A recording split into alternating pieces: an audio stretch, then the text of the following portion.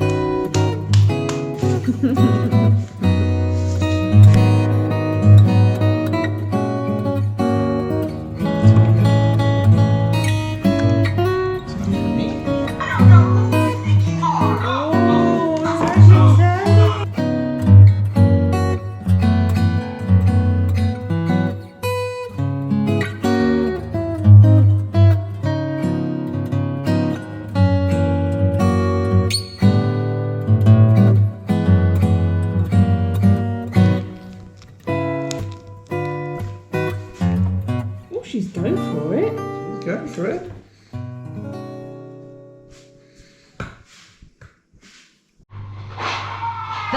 Oi, you gotta wait. Right. Merry Christmas, guys! Tortellini, lock in here.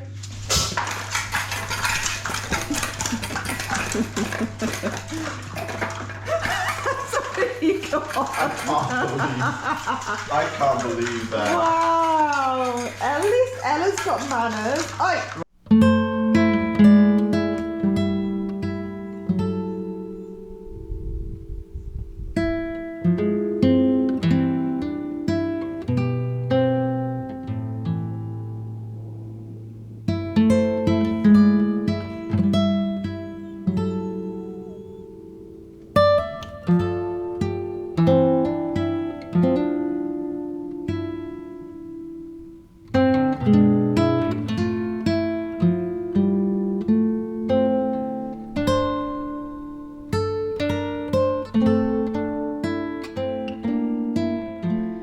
Bom dia, everyone. I hope you had a lovely Christmas.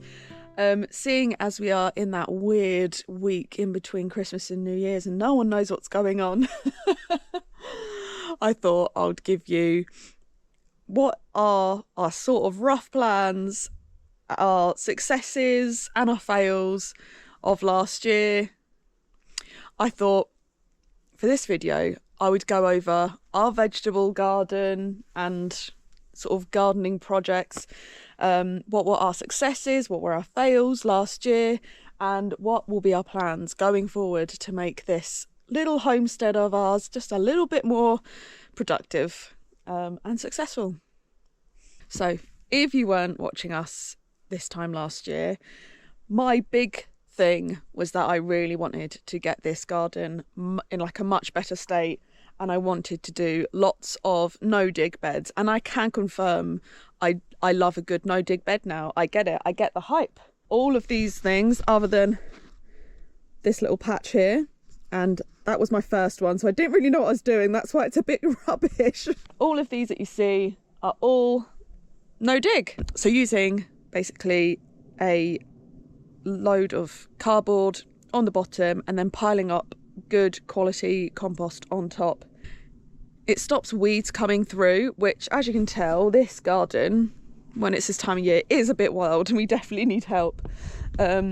Because of the cardboard, that stops them growing for a while, and then it gradually disintegrates and also helps feed your plants.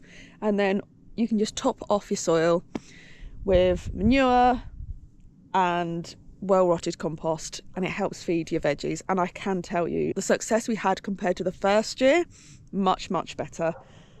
So definitely recommend no dig if you're new to gardening and Gatinia's worked out I'm in the garden. Hello, Gatinia! You coming to join the video? There were some other spots in which we started to do no dig that weren't as much of a success, and I'll get onto that probably a little bit later. So obviously there were a few bits where we did miss a few patches, may have run out of money a little bit, because unfortunately when you have to buy bags and bags and bags of compost, it does add up.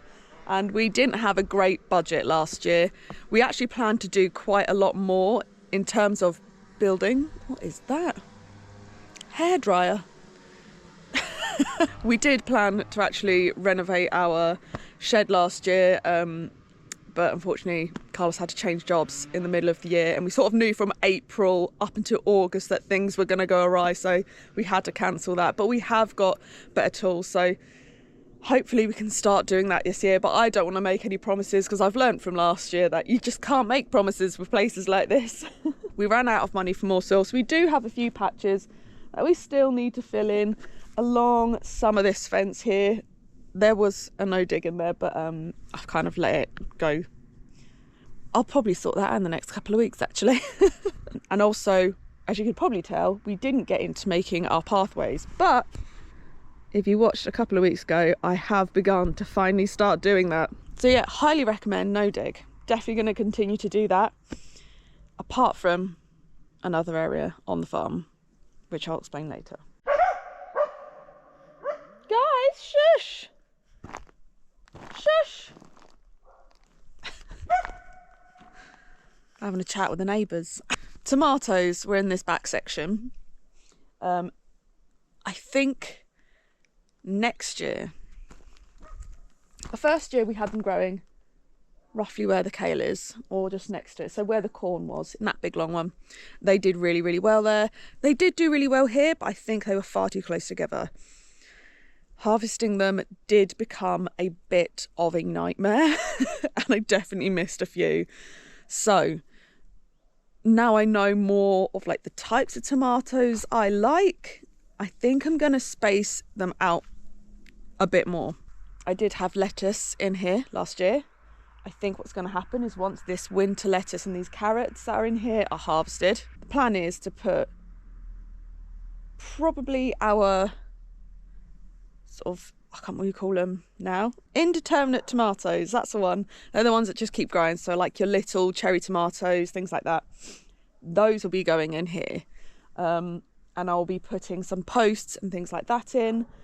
It's just a long, thin bed, so it makes sense, and I think it'll be much easier to control them if I have more spaced out along a weave or something.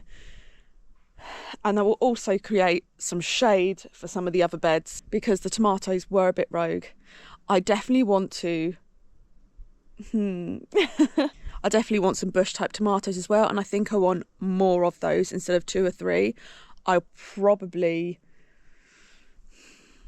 get a few bushes worth so that we can make loads of like tomato sauce at the end of summer. Something like these beds here, probably a good idea.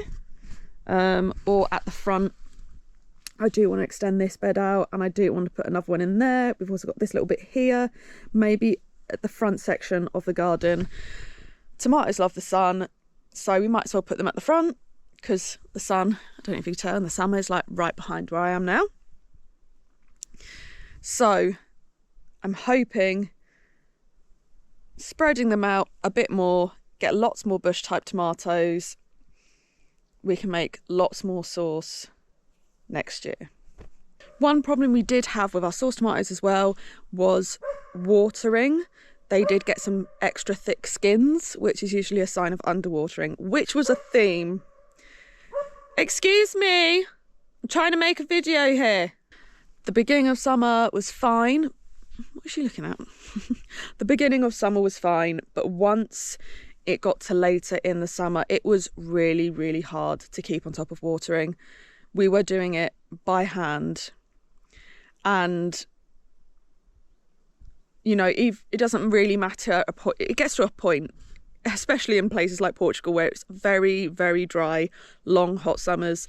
It doesn't matter how long you stand there with your hose. It's never going to be enough. So I think a big plan for this year will be to at least start putting irrigation into this garden. This is our main garden, so it would be relatively easy. We do have like an outside pipe and stuff, so I think we just need to get the different parts to connect it all to and gradually make our way further into the garden. I think we'll probably put our more thirsty plants this side this year and our least thirsty ones this side, just in case we don't make it all the way across, because you never know what's going to happen with your budget. Irrigation is definitely a big one for this year. While I'm here and I'm standing upon this little section, one job that is pretty inexpensive to do is sort out all our pathways in this garden. I really, really just want it so that I don't have to constantly stress about weeds. As you can see, this little section here, we've already got way less. Hello, Katina. We've already got way less in this particular part compared to, say, this one where we haven't got the wood chip around it and things are like spilling over. It will just help keep us on top of everything. We may need to dig out little sections along here, as this is on a slope, so we might need to put maybe some type of board or a little rock wall in there, just that it's flat, because where I think everything isn't flat, you can see here, we did top this up with rock so that this bit is a lot more sturdy. Otherwise it doesn't sit right and it doesn't do what you want it to do. So big job, well, not a big job, but a small job that we can do every now and then when we've just got a little bit of extra cash. Get the spare cardboard, and I think it's about €6 a bag of the wood chip. There probably is somewhere you can get it cheaper, but if you know anywhere, if you're in the area and you know somewhere cheap to get good cheap wood chip, let us know. We do obviously have lots of leaves and stuff like that we can use for mulch in the garden, which is what I'm sort of doing over winter whilst we've got all those leaves around, and then straw in the winter. But we want wood chip for the garden, and I don't have that much wood chip actually, so yeah, if you know anywhere cheap, let me know down in the comments.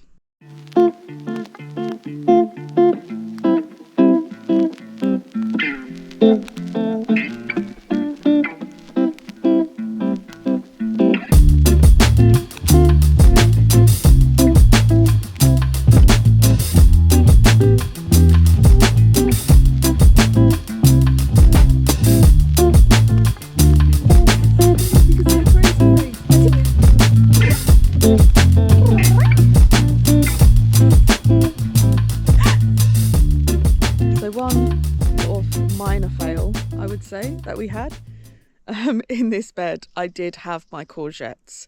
First of all, I did not know how big courgettes get, and they definitely took over this section.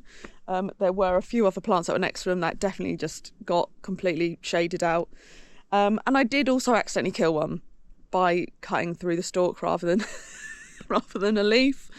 Very stupid of me. This year I know to do better. We didn't get loads and loads of courgettes from our plants, so I just let them grow massive when they were fertilised. We did have fertilising issues. Obviously, if you kill one plant, you've got less chance of flowers and cross-pollinating. But one thing I didn't do very well this year was plant enough flowers. I thought I could just pop in a couple of marigolds and, you know, that would do. But I've definitely come to realise how much I need to plant more flowers in the garden and not just rely solely on veg, because it doesn't matter how many vegetable plants, especially fruiting types like peppers, courgettes, tomatoes, doesn't matter how many of those you plant in, if you haven't got flowers that draw in other bugs, there's no point of just planting loads of those, because you're not gonna get the fruit anyway. So as you can see, this winter I've definitely planted a few more than just a couple. And honestly, I probably want even more come springtime. We do have some bulbs in here that should start coming up in the next couple of months. We do have some up here to try and attract them up here. This is a little wild patch. Maybe we'll keep a little wild patch, I don't know. And we have like bulbs along different beds, so that early spring we will have bugs in our garden.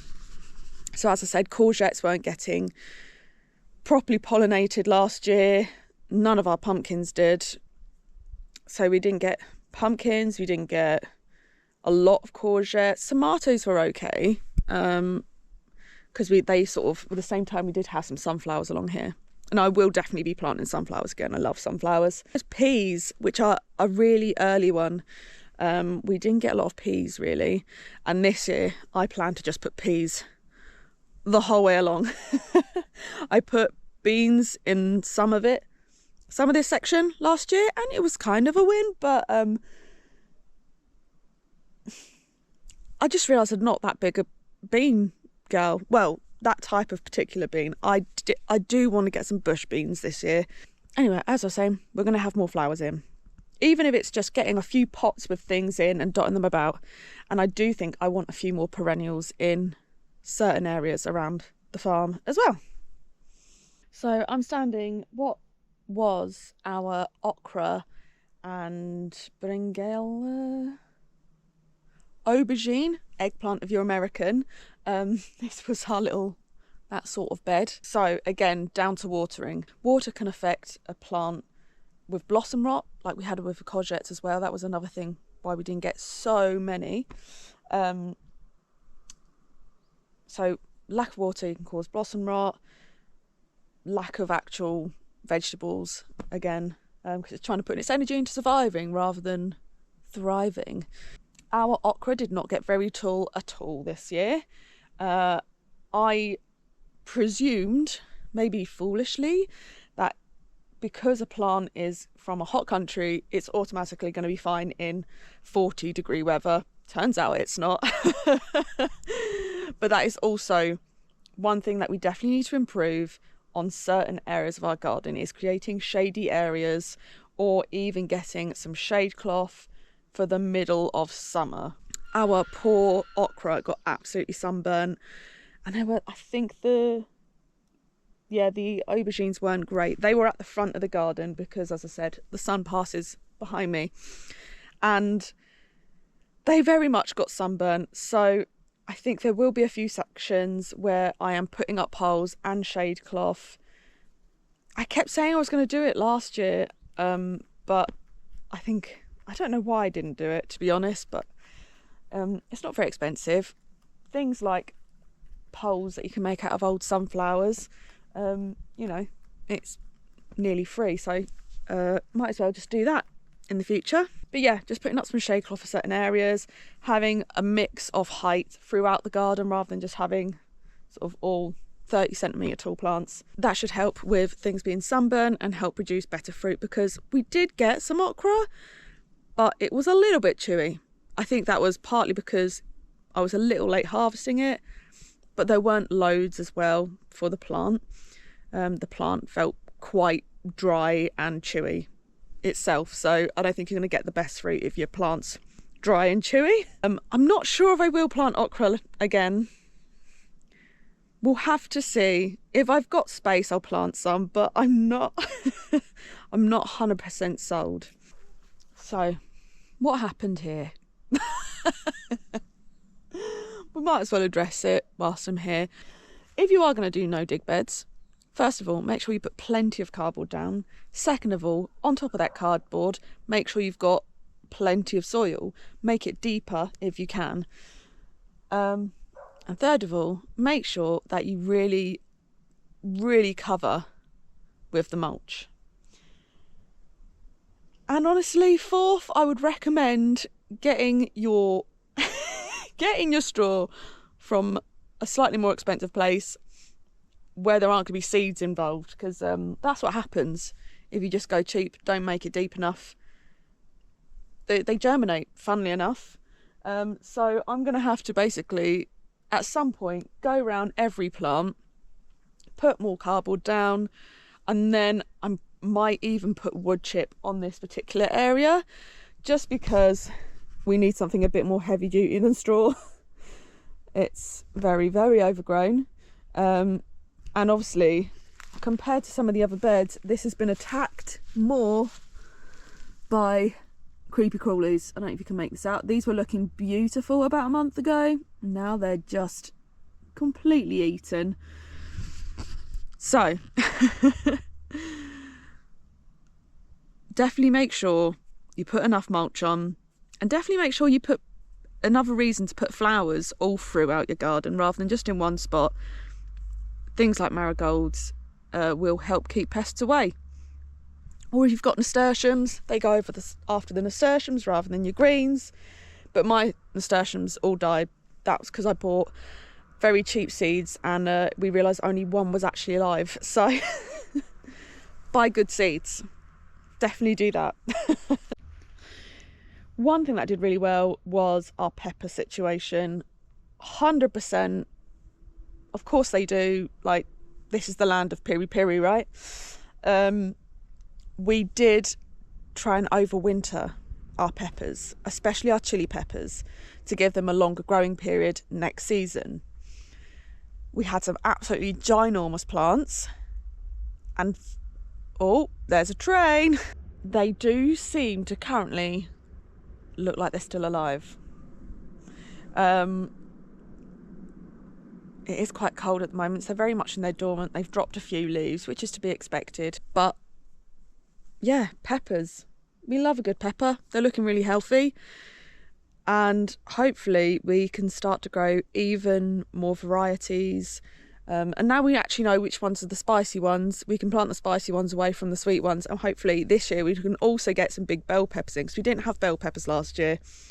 So she's having a mad one. Hopefully gonna get some bell peppers this year. You may be thinking, Charlotte, where are you going to put all this stuff? Very good question. Maybe I'll go and talk about that now, eh? First of all, this area, I did forget about these peppers. These ones are dead. They're just little piri piris though, so I might just buy some actual plants next year instead of just getting the little seedlings.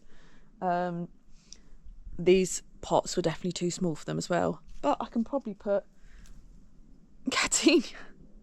probably put some flowers and stuff that I can dot around the garden later on in the year, so not too much of an issue.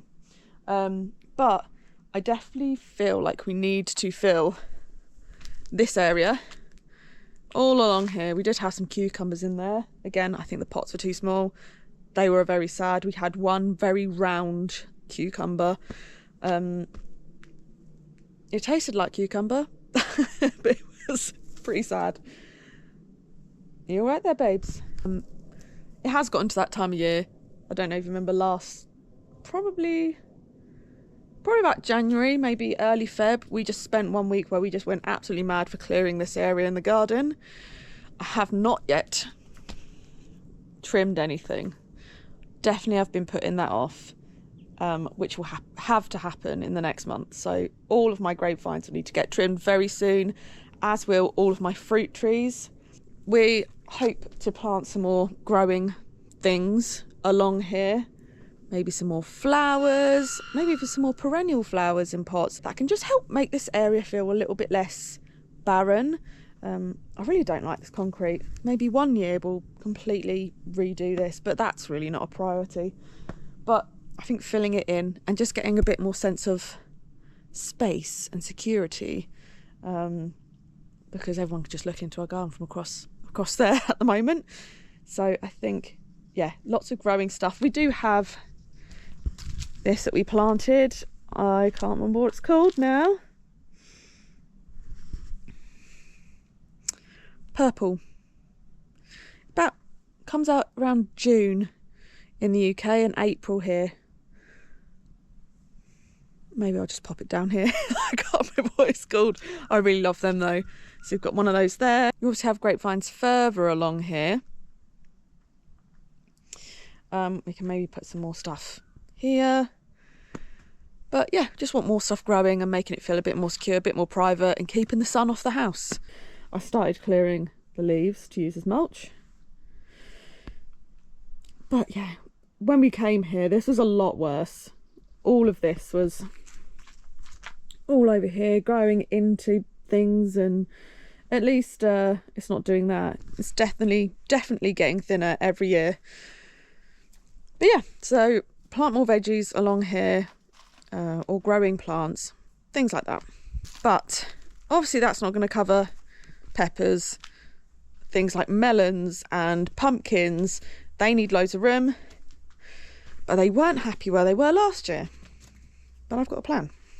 In fact, all of this area was filled with very sad no-dig beds, and cherry trees, as you can probably tell. Our melons, all of our pumpkins, I spent so long in like the 35-degree heat planting them, but unfortunately, you probably can't tell from here. Let me climb further, I'm going to get wet feet. Oh well. You can probably see that we are on a big side of a hill, or a mountain should I say, well, on the side of the Gardenia mountain, and the earth here is just rocks and sand, and it's not very deep. This little bit that I'm on is the most green bit, but even then we do keep finding like rocks and stuff when we are trying to plant stuff. So the no-dig beds did not work. There just isn't enough soil for the plants to grow into afterwards. It gets very hot and dry in this part of the land because the sun rises. I know these mimosas are grown now. The sun rises there and goes like that. So it's just sun all day, and it's very, very dry. There's not actually a lot of water in this particular part of the land. It's the only bit really that is quite dry, although the mimosas seem to love it. They're much patchier than they were though. But I don't just want to waste this whole area. I don't want to just leave it as an empty field. Of course, Tortellini's crying like a little baby. Of course, we have planted some cherry trees. Those won't produce for a few years yet. It's going to take a while for them to get bigger. Again, I think they're going to need more irrigation. They were alive by the end of last sort of autumn/summer, but they weren't very happy. But they were alive. You can see they do have new buds coming out, and there was some green leaves at the bottom. However, what we do have in abundance from the previous owners, I think it may have even been the owners before that, when this was a fully functional farm, they had lots of stuff to make barrels because they used to sell stuff from this farm. So we have so much sheet metal, and I think the plan is to make some no-dig beds from it. I'm going to do some research, because if it turns out that this metal's not usable, then, you know, we'll have to work something else out. But I really do think that no-dig beds on that part of the farm is just going to be a big win. It'll be easier to water. We can water it by little watering can, or if we are lucky enough, we can extend the irrigation to this part of the land. As I said, we eventually want to do this up, and we can maybe also do water collection from here that can water this section of the farm. Now, I don't think we're going to get everything done this year, brutally honest. But if I can get the beds in and we've got that side of the farm is able to be watered by irrigation, it at least gives us more time to focus on making sure all of the plants here are going to be better watered. We're talking about melons, pumpkins, maybe even something perennial like asparagus, things like that. Because it's on a slope, it should be relatively easy to put up some shade as well if we think it needs it. We have so many rotten logs, leaves, random things we can chuck in because of what used to be the forest over there. So I think it just makes sense. We do need an angle grinder though, before we start that. That will be our plans for that area. I do want to plant more pumpkins. I was so sad that we got one flower of one about 2 weeks before our first frost. So no butternut squash this year, but I really, really want them. So many of you will be wondering, what are you going to do about your herb situation? Last I think it was February, March. Last February, March, I built myself a little herb garden in the section around the front of the house, which we've recently walled off. We just let all our puppies go for their 1s and 2s and not, have to panic about them running off, or at least that's the idea. So far, new fence is doing all right. Yeah, I did actually make myself a little no-dig thing with herbs there for the kitchen last year. However, obviously now the dogs are there, it's been pretty much destroyed. So I need a new spot for my herbs. And luckily, this little area, which was originally covered in builder's sand, but has been taken over once again by nature. Yeah, we've got our lemon tree there. We've got a yucca that we got gifted from a neighbour, and that's taken really well. So obviously the soil is much improved here. And the plan is this area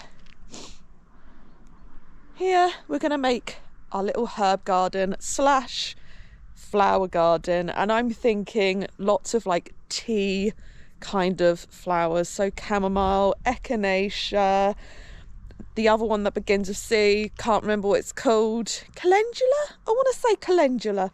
Things like that, as well as lots of big bushy bits of rosemary, oregano, sage. It does get quite hot in this section, but the late afternoon we get a lot of shade from this tree, which is also a type of tea. So I've been telling everyone I want to start making my own little apothecary, and this area I think is going to be the start of that, as well as where we did have our strawberries last year. Some of you'll know I've put some bulbs in there. We had lots of zinnias, which are now dying back, very sad, along here. And it makes it nice when you come home. There's lots of flowers at the front of the house. When you come in and you drive into the entrance of the home, you've got lots of flowers at the entrance and lots of herbs that make it all smell good. I mean, that's a nice entrance to a home, I think. I know that little area over there still needs some work, but at least this little section will be nice and welcoming. It's not far from the kitchen, so I can pop out and get my little bits and bobs. I may get some more underneath the peach tree, the more shadier ones. Might have something growing along the fence. But that's the plans for this little area. And I just remembered, I definitely forgot to tell you something about a plan that we do have in the gardens. I'm going to quickly run back there. So this horrible little wild section, very untidy. There's a reason it's very untidy. We can't really grow anything properly here. When we first arrived here, our neighbours helped us with this. This was a tree stump, and it was putting out loads of shooters all in the area. We don't want a tree here. It's very, very close to the house. And as you can see, it did cause some cracks. This is long before we arrived here, but this all needs redoing at some point. Anyway, we've pretty much got it to the point where the shooters are no longer coming back. However, because there's lots of roots and stuff, and obviously the brambles have really got stuck in down here, the plan is to put a little raised area and make a little decking for the summer. This is the first bit on this side that gets shade because the sun sets over that way.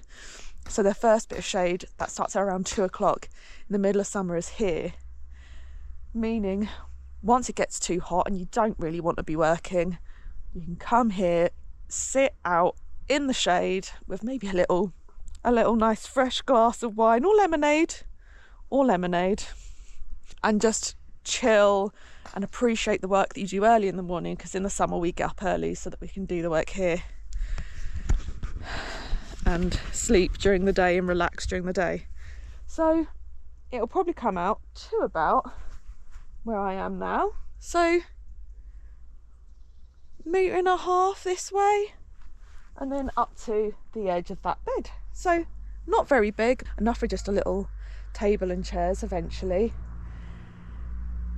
And it'll be nice as well, you know, we work so hard on this garden, it'll be nice to have somewhere to sit and just appreciate what we've done, I think, and start planning what we can eat in the evenings once all our vegetables are grown. So yeah, probably make it from old pallets. I think that's probably the cheapest way to do it. It will definitely need some leavening out. We'll work that out then when we get there. That's a later Charlotte problem. But yeah, I think that is all the plans for our homestead garden and our successes and our fails from last year.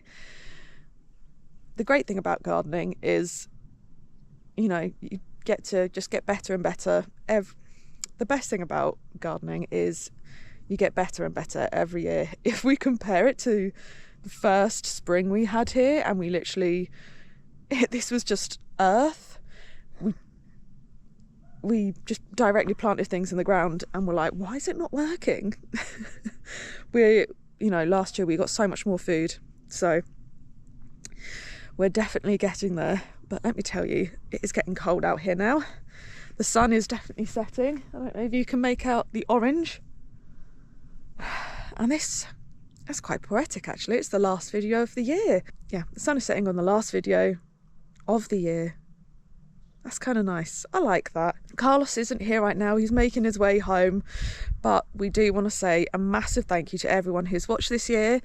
And we hope you have the best New Year. We hope you've had a wonderful Christmas. And we'll see you in 2025 when all of our plans should hopefully come to fruition. Muito obrigado and ciao, sim.